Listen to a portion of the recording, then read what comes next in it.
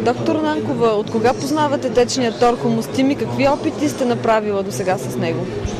Течният тор хумустин така е познат доста отдавна, специално на колегите от Добруджански земеделски институт, и преди мен с този тор са работили Михо Михов при бобовите култури, Тони Тонев, Христофор Кирчев. Така че за нас тора така не е новост. Продължават неговите изпитвания. Резултатите показват един почти стабилен ефект по години на изпитване.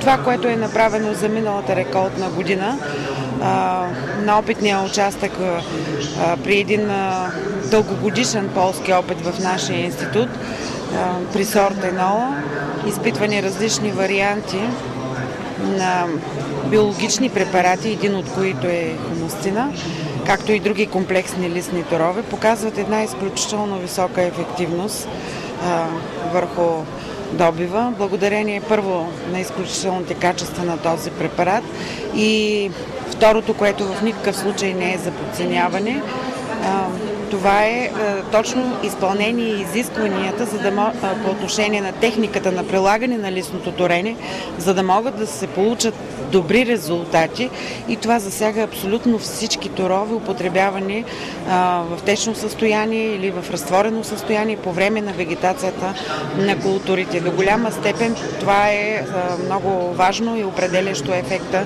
на тяхното действие, както върху добива, така и върху качеството. Тора е изпитван на две нива на торение, абсолютно неторени с минерални торове парцелки и върху самостоятелно азотно торение при подходящ така съдържание на фосфор и калий в почвата. Т.е. опитали сме се да имитираме максимално близко до практиката състояние на торение в момента, това, което се изпълнява.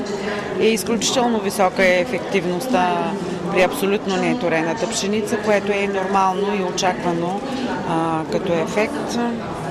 Освен това специално при пшеницата е правено и само при един сорт. От тази година вече са засяти 11 сорта и така широк набор от торове също ще бъдат изпитвани, където хумустина също участва.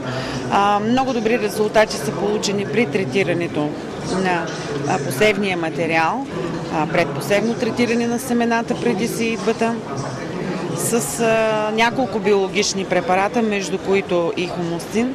И така установено е, че се проявява известна сортова специфика по отношение на отделните видове препарати. От всички тях ефекта така е много добър. И тук вие виждате така на снимки, показани на щанда, какво е влиянието върху формираната надземна и подземна съответно маса на 10-дневни прорастъци от пшеница. Като изпитването е направено върху 10 сорта. Средната ефективност е над 35% положителен ефект от препарата по отношение на нарастването на биомасата спрямо контролния вариант, което дава основание това да се превърне така в постоянна практика, да се третират предпосевно семената, и то не само при пшеницата, и при другите култури, тъй като се създават така благоприятни условия